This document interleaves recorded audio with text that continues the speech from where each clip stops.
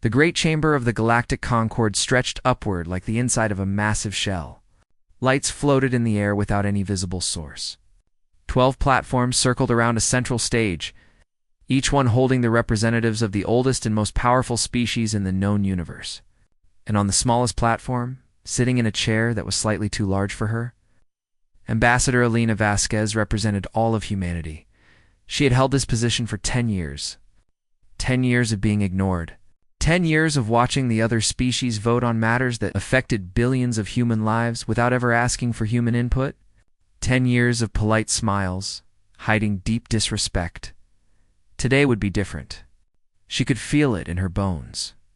The Illyri High Speaker, a tall being with skin like polished silver and eyes that glowed soft blue, raised his four-fingered hand to call for silence. His name was Thesandros, and he had led the Concorde for over 200 years. To him, humanity was little more than a curious experiment. A young species that had stumbled into space and somehow survived. "We shall now vote on the matter of the Kepler system," Thesandros announced. His voice echoed through the chamber, translated instantly into every language. The Vreth Dominion has made their demands clear. They require expansion space. The human colony on Kepler 22b sits within their claimed territory. Lena leaned forward. Kepler 22b was home to 3 million humans, families, children, scientists and farmers and teachers who had built a new world from nothing. They had lived there for 80 years. The Concorde's recommendation, Thesandros continued, is to cede the Kepler system to the Vareth Dominion in exchange for a guarantee of peace along the outer territories. Lena's heart began to pound. She pressed the button on her platform to request speaking time. The light above her seat flickered once and then went dark. Her request had been denied.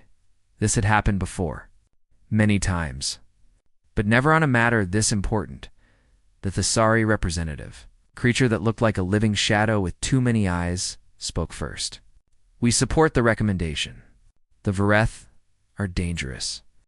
Appeasement is logical." One by one, the other species voiced their agreement. The Kaveth, the Miralons, the Orvathi. Each one voted yes. Each one condemned 3 million humans without a moment of hesitation. Alina pressed her button again. Again, the light went dark. "The motion passes," Thesandros declared.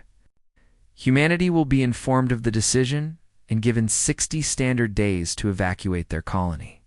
The Concorde thanks the Vreth Dominion for their patience. Something broke inside Elena Vasquez. Not her spirit.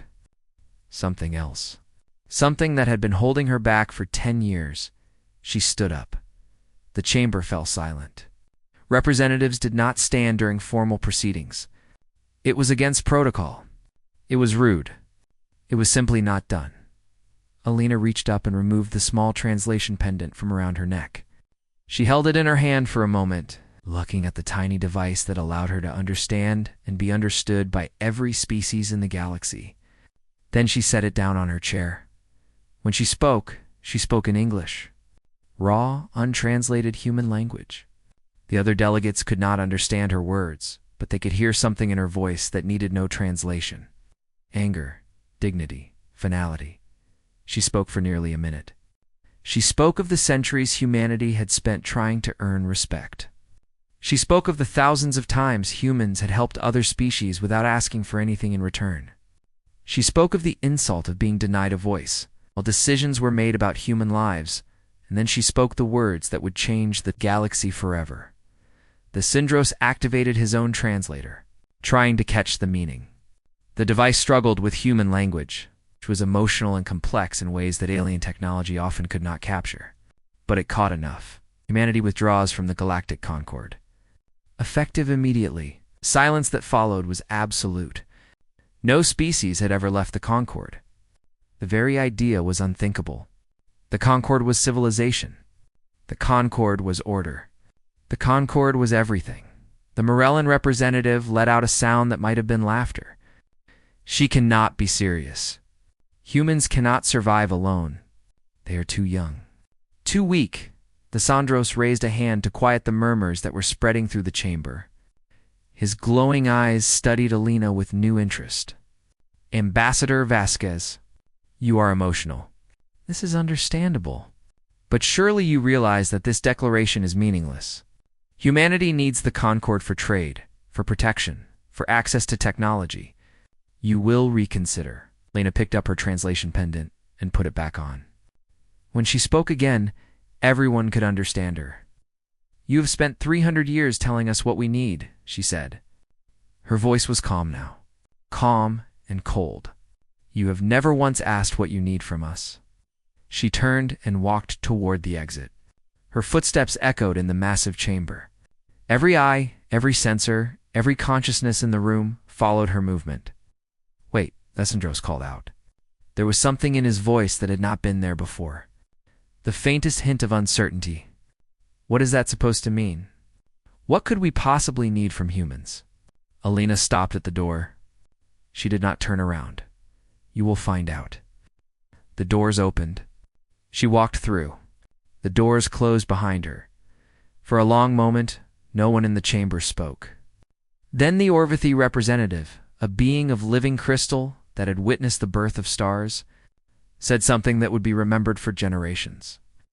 I believe we may have made a mistake. Desandros dismissed the concern with a wave of his hand. Humans are emotional creatures. They will return within a cycle, begging for readmission. Mark my words. But as the representatives returned to their home worlds, and the great chamber fell empty and dark, a message was traveling across the galaxy at faster than light speed. It reached every human diplomat, every human peacekeeper, every human trader and scientist and teacher working among the stars. The message was simple. 2 words. Come home. On 100 different worlds, humans stopped what they were doing. They read the message. They looked at the alien colleagues they had worked beside for years. And without explanation, without argument, they began to pack their things. The Thessary Border Patrol watched in confusion as their human advisors boarded shuttles and left. The Kavith medical stations saw their human doctors simply walk away. The trade convoys that had relied on human navigators suddenly found themselves without crews within 1 standard day. Every human in Concord space was gone. The universe had grown used to humans being everywhere, filling every gap, solving every problem. Now, for the first time in 3 centuries, the other species would have to manage on their own. They had no idea what was coming. 6 months passed after humanity walked out of the Galactic Concord. At first, the elder species treated it as a minor inconvenience. Humans were young. Humans were weak. Humans would come crawling back soon enough. But they did not come back. And slowly, quietly, everything began to fall apart. The first sign of trouble came from the border between the Sari and Kavith space. These 2 species had hated each other for over 10,000 years. Their wars had killed billions. The only thing that had kept peace between them for the last 3 centuries was a series of agreements, all of them negotiated by human diplomats. No one had thought much about why humans were always chosen for such negotiations. The elder species assumed it was because humans were harmless, neutral, too weak to take sides or benefit from the conflict. What they failed to understand was that humans had a gift that no other species possessed.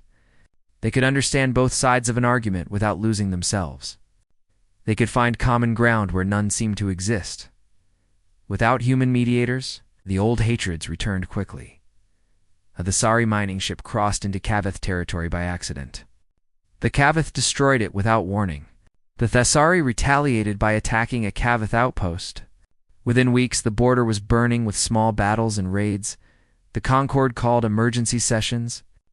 Desandros tried to mediate personally, but the Thessary and Kavith would not listen to him. The Aleri had their own interests. They could not be trusted. Every species had their own agenda, their own history of conflicts and alliances.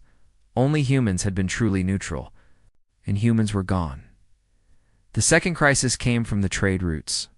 The space between stars was vast and dangerous. Pirates and raiders hid in the dark places between systems, waiting for easy targets. For centuries, human convoy escorts had protected merchant ships of every species. The work was dangerous. The pay was low. The glory was non-existent. No elder species would lower themselves to such work, but humans had done it gladly, asking only for fair payment and respect. Now the convoy lanes fell silent. Pirates grew bold. A Morellan treasure ship was captured and its crew sold into slavery. An Orvadi crystal transport was destroyed with all hands. Trade began to slow as merchants refused to risk the journey. The Concorde tried to organize its own patrol fleets. But the elder species could not agree on command structure. Who would lead? Who would pay? Who would risk their soldiers to protect another species' goods? The arguments dragged on while the pirates grew fat on stolen cargo. On Earth, something very different was happening. For all of human history, the species had been divided. Nations fought nations. Religions clashed with religions. The rich ignored the poor. The powerful exploited the weak. This had been humanity's great shame, the flaw that the elder species mocked whenever they wanted to remind humans of their place. But the walkout changed everything for the first time. Every human in the galaxy understood that they were alone. The Concorde would not protect them. The elder species did not respect them. If humanity was going to survive, they would have to do it together. Old enemies shook hands. Ancient borders were erased. The nations of Earth formed a single government in less than 30 days. The colonies followed, linking themselves into a network of mutual support that stretched across 100 star systems. Scientists, who had guarded their research for corporate profit, now shared everything freely. Engineers who had competed for contracts now worked side by side. Soldiers who had trained to fight each other now trained to protect each other. President Chen Wei, the first leader of the United Human Colonies, addressed all of humanity in a broadcast that reached every world and ship. "We left the Concorde because they saw us as children," she said. "Let us show them what children can do when they grow up. Not through war, not through revenge, but by becoming something better than they ever imagined." The message spread like fire. Humans everywhere felt a new sense of purpose. They were no longer scattered visitors in an uncaring galaxy. They were one people, united for the first time in their entire history. Back in Concorde space, Sandros received reports of the human unification and dismissed them. Humans are emotional. This unity will not last. They will return to fighting each other within a year. His advisors nodded in agreement. None of them understood what was really happening. 3 months later, Alari sent an official envoy to Earth. The ship carried a formal offer for humanity to return to the Concorde. The terms were generous, at least by Concorde standards. Humans would be given a slightly larger chair. Their speaking requests would be denied less often. They would receive advance notice before their colonies were traded away. President Chen Wei received the envoy in a simple room, with plain walls and basic. She listened politely as the Alari diplomat explained the offer in great detail.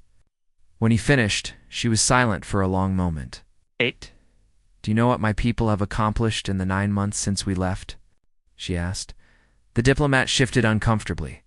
"We are aware of some organizational changes. We have unified our entire species. We have tripled our research output. We have developed 3 new propulsion technologies that will make our ships faster than anything the Concorde has ever seen. We have built 17 new shipyards. We have trained 200,000 new engineers and scientists." The diplomat's confident expression began to fade. "And we did all of this," President Chen Wei continued, "because we finally stopped waiting for permission. We stopped trying to earn respect from species who would never give it. We stopped wasting our energy on a council that saw us as furniture." She stood and walked to the window. Outside, construction ships moved through the sky, building the framework of a new orbital station. "Please tell High Speaker Thesandros that our answer is no. We will not be returning to the Concorde. Not now. Not ever." The diplomat left Earth in silence. His report to Thesandros was brief and troubling. The High Speaker read it 3 times, unable to believe what he was seeing. Humans were not begging to come back. They were not falling apart. They were thriving. For the first time in his long life, Thesandros felt something he did not recognize. It took him several days to identify the emotion. It was fear. Meanwhile, The Wrath Dominion watched everything with cold interest. The chaos in Concord space. The withdrawal of human peacekeepers. The growing disorder along the trade routes. The Vreth had been waiting for an opportunity like this for a very long time. And now, finally, that opportunity had arrived. They began to mobilize their fleets. War was coming. And the galaxy was not ready 2 years after humanity walked out of the Galactic Concord. The Vreth Dominion made its move. The Vreth were patient predators. Their species had evolved on a harsh world where survival meant waiting for the perfect moment to strike. For centuries, they had watched the Concord from the edges of known space, probing for weakness, testing for cracks. Now they saw their chance. Their first target was the Morellan homeworld. The Morellans were an old species, wealthy and sophisticated, but their military had grown soft during the long peace. Their ships were beautiful, but outdated. Their soldiers had not seen real combat in generations. The Vreth fleet appeared without warning. 3,000 warships, each one bristling with weapons, emerged from hyperspace and surrounded the Morellan system. Their commander broadcast a simple message to the planet below: surrender or die. The Morellans sent an emergency signal to the Concord. Help us. We are under attack. Please send ships. Please send soldiers. Please do something. The Concord received the message and immediately called an emergency session. Lysandros opened the debate with a call for unity. The Concord must respond, he said. An attack on one member is an attack on all, but unity was hard to find. The Thessari argued that they could not spare any ships. Their border with the Cavith was too unstable. The Cavith said the same thing about the Thessari border. The Orvithi claimed that their crystal ships were too valuable to risk in combat. The other species found their own excuses, their own reasons to hesitate. Days passed. The Concord debated. They formed committees.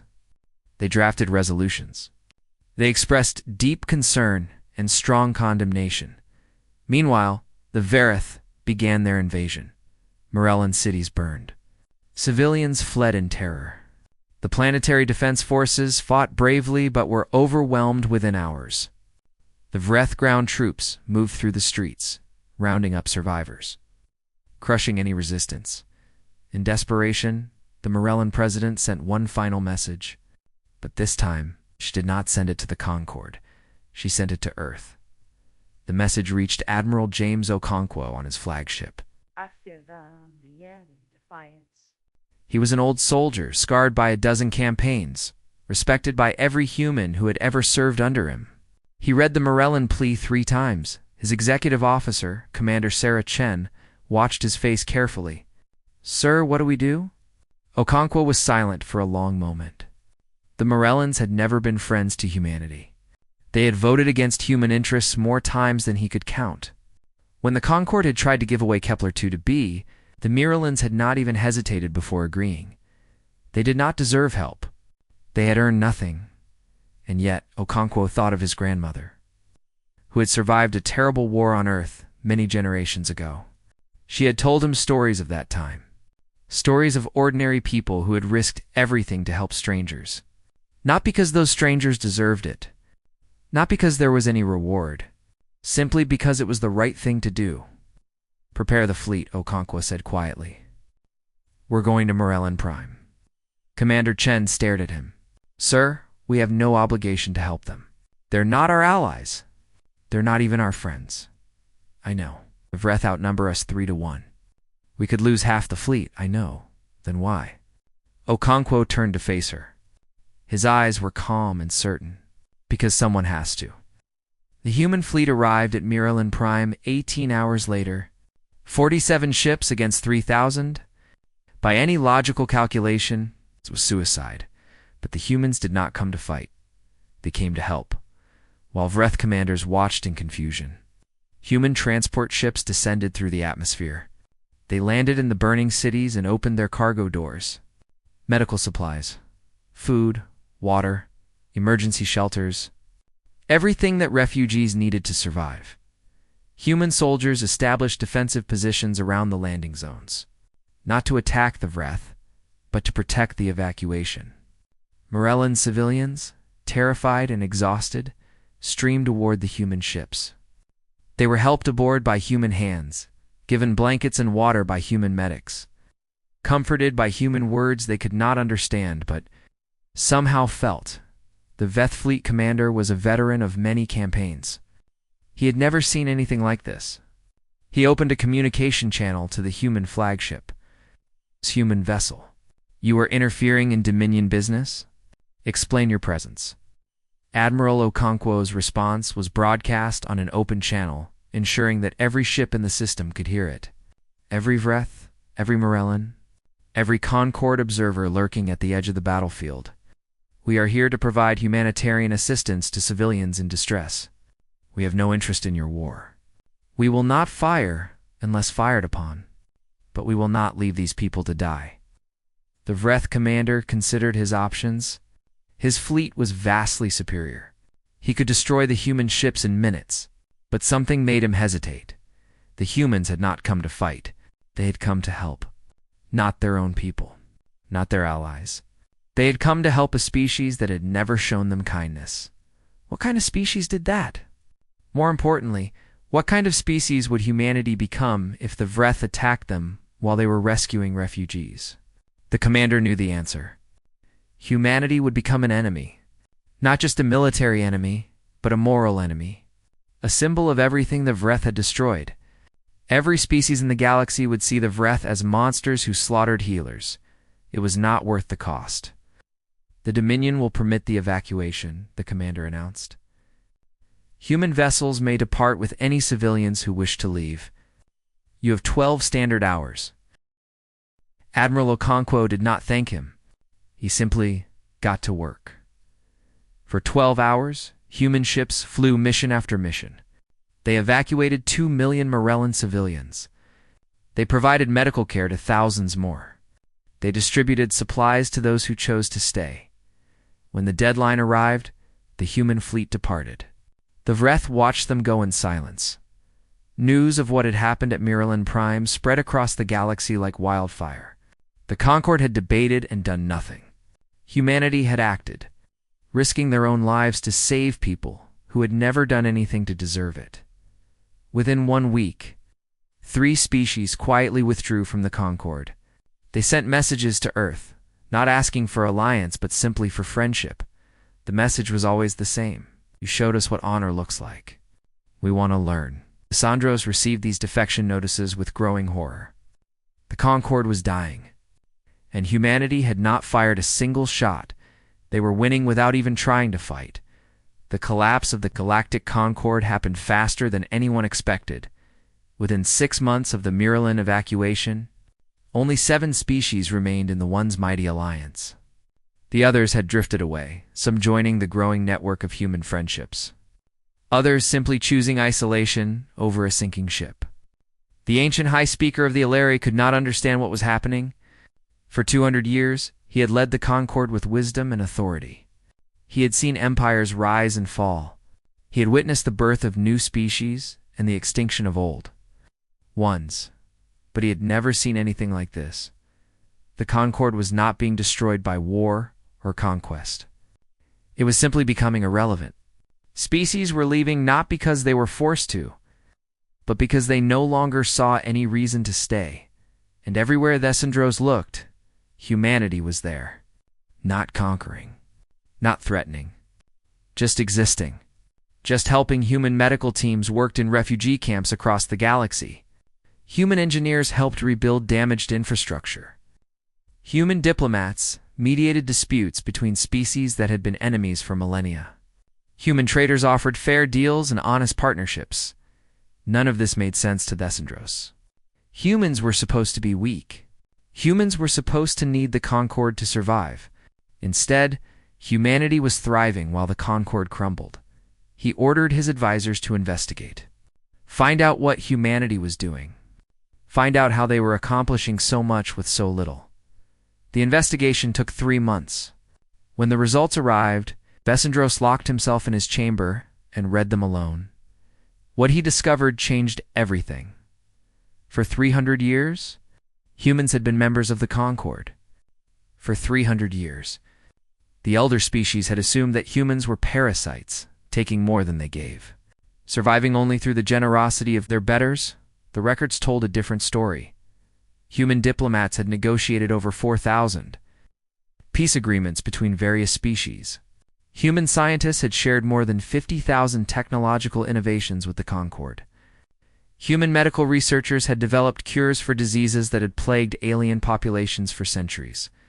Human engineers had designed the navigation systems that made modern space travel possible. All of this had been given freely. Humans had never demanded payment. They had never asked for recognition. They had simply solved problems because problems needed to be solved. And that was just the beginning. Human peacekeepers had protected Concord borders for generations. Human convoy escorts had kept trade routes safe. Human emergency responders had saved countless lives during natural disasters and accidents. The work was dangerous. The work was unglamorous. The work was the kind of thing that elder species considered. Beneath their dignity, humans had done it anyway. Desandros set down the report and stared at the wall. His hands were trembling. The Concord had not been protecting humanity. Humanity had been carrying the Concord on its back for 3 centuries. And no one had noticed because humans never complained, never boasted, never demanded the credit they deserved. The elder species had been so busy looking down on humans that they had failed to see what was right in front of them. Desandros made a decision. For the first time in over a century, he would leave his homeworld and travel in person. He would go to Earth. He would speak to the humans directly. He would try to understand. The journey took 2 weeks. The Allery diplomatic vessel landed on Earth's surface. In a city called New Geneva that served as the capital of the United Human Colonies, Desandros was met by a small delegation with no ceremony and no fuss. President Elena Vasquez was waiting for him. She was older now, her hair touched with gray, but her eyes were as sharp as they had been on the day she walked out of the Concord chamber. "Hi, Speaker," she said simply. "Welcome to Earth." Desandros had prepared many speeches. He had practiced apologies and negotiations and offers of partnership. But standing before this human woman, all his words seemed hollow. "Why?" he asked. His voice was barely a whisper. "Why did you help us? For 300 years, why did you give so much and ask for so little? We treated you with contempt. We ignored you. We tried to trade away your people like property. And yet you kept helping? Why?" Elena was silent for a long moment. Then she turned and gestured for Desandros to follow her.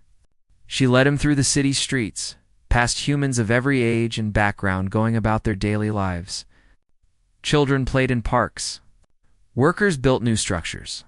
Old people sat in gardens and talked with friends. They stopped at a small memorial. It was nothing grand, just a simple stone with names carved into its surface. "These are the humans who died during the Morellan evacuation," Elena explained. 47 people. Medics. Pilots. Soldiers who stayed behind to protect civilians. Desandros studied the names. They meant nothing to him. "Just sounds, just letters," Elena continued. "They knew the Morellans had never done anything to deserve their sacrifice. They went anyway. But why?" Desandros asked again. "What did they gain?" Elena looked at him with something like pity. "That is the question, isn't it? What did they gain? Nothing. No wealth. No power, no glory. Just the knowledge that they helped someone who needed help." She turned to face him directly. Her eyes were calm and steady. "We do not help others because we expect to be rewarded. We help because we cannot look at suffering and do nothing. When we see someone in pain, something inside us demands that we act. It is not a choice. It is who we are." Desandros felt something he had never felt before. Not admiration, not respect. Something deeper. Something that shook the foundations of his understanding of the universe. "This is your weakness," he said slowly. "Your compassion makes you vulnerable. It can be exploited," Elena smiled. "Yes, it is our greatest weakness. And it is also our greatest strength, because we will never stop. No matter how many times we are betrayed, No matter how often our kindness is repaid with cruelty, we will keep trying. We will keep helping. We will keep believing that beings can be better than they are. Ash. She placed her hand on the memorial stone. The galaxy looked at us and saw weakness. They were wrong. What they saw was love. And love, High Speaker, is the most powerful force in the universe. Lissandro stood in silence for a long time. When he finally spoke, his voice was thick with an emotion he could not name. I came here to offer you a place in a new Concord, to invite you back as equals. And now, he bowed his head. Now, I am not sure you need anything we could offer, but perhaps you could teach us how to be more like you. Alina extended her hand in the human gesture of friendship. That is all we ever wanted. The formal dissolution of the Galactic Concord took place on a cold morning on the Allery homeworld. The great chamber where the elder species had ruled for millennia stood empty, except for the Endros and the few representatives who had stayed until the end. There was no ceremony, no speeches, just a quiet acknowledgement that an era had ended. Descendros spoke the final words himself. The Galactic Concord, after 4,000 years of existence, is hereby dissolved. May whatever comes next be worthy of the future. He pressed a button, and the lights in the chamber dimmed. The platforms that had held the mighty representatives of a dozen species lowered into the floor. The floating lights went dark. It was over, but even as one chapter ended, another was beginning, across the galaxy. Representatives of 37 species gathered on a neutral station built specifically for this purpose. Humans had designed it, but refused to claim ownership. It belonged to everyone. The station was called Haven. It floated in empty space between star systems, a symbol of the new order that was taking shape. No single species controlled it. No ancient power held authority over the others. Every being who came to Haven was equal, regardless of the age or strength of their civilization. President Elena Vasquez arrived with a small human delegation. She was no longer the young ambassador who had walked out of the Concord. Her hair was white now, her face lined with the weight of years and decisions, but her eyes still held the same fire that had burned on that day long ago. The other species watched as she took her place among them. Not at the head of the gathering, not on a raised platform. Just one seat among many, no different from any other. The Morellan president, this world had been saved by human compassion, was the first to speak. We are here because of what? Humanity showed us, not strength, not power, but something more important, the courage to help those who have done nothing to deserve it. Other voices joined in. The Thesari, who had finally made peace with the Cavath after human mediators helped them see past their ancient hatred. The Orvathi, whose dying colony had been saved by human medical teams. The small species who had been ignored by the Concord for millennia, but were welcomed as equals by humanity, one by one. They told their stories. And every story came back to the same theme. Humans had helped them, not for profit, not for power. Just because help was needed, when it was finally humanity's turn to speak, the entire gathering fell silent. Every eye, every sensor, every consciousness focused on Elena Vasquez. Thank you all for your kind words, she began. But I want to make something clear. Humanity did not do these things to be praised.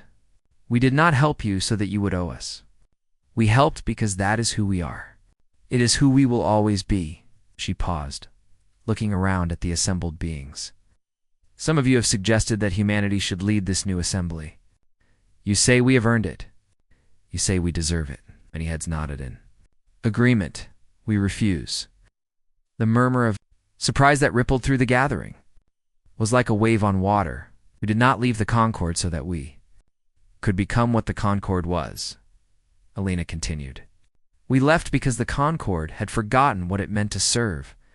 They saw power as something to be held, status as something to be protected. They built their alliance on the foundation of fear and self-interest. She stood, her old bones protesting, but her spirit undiminished. We want something different.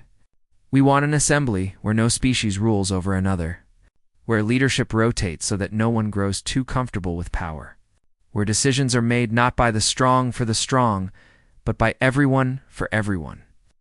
She raised her hand, and on the great screen behind her, a simple document appeared. It was written in the languages of all 37 species present, translated perfectly so that everyone could read it. This is our proposal, a charter for a new kind of alliance, built on one simple principle. She read the principle aloud, and as she spoke, her voice carried the weight of everything humanity had learned across the long centuries of their existence. No species left behind. The vote that followed was unanimous. Every species, from the ancient Orvithy to the youngest civilizations just finding their place in the stars, agreed to sign the charter. They agreed to build something new, something better. The assembly they created had no emperor, no high speaker, no supreme authority. Leadership rotated every standard year. Every voice was heard. Every concern was addressed, and at the center of the great hall where they met, the architects placed a statue. It showed a human hand reaching downward, fingers extended as if to catch someone who was falling. Years passed. The new assembly grew stronger. The Vreth Dominion, faced with a united galaxy for the first time in history, agreed to peace negotiations. The borders were redrawn fairly. The prisoners were released. The violence ended. Human diplomats were at the heart of every negotiation. It's not because they demanded the role, but because everyone trusted them. They had proven, again and again, that they would be fair, that they would consider every side, that they would never put their own interests above the common good. The galaxy changed. Not overnight. Not perfectly, but slowly, steadily. It became something that the elder species of the old Concord would never have recognized. It became kind. One day, many years later, a young Alari student visited the Great Assembly Hall on Haven Station.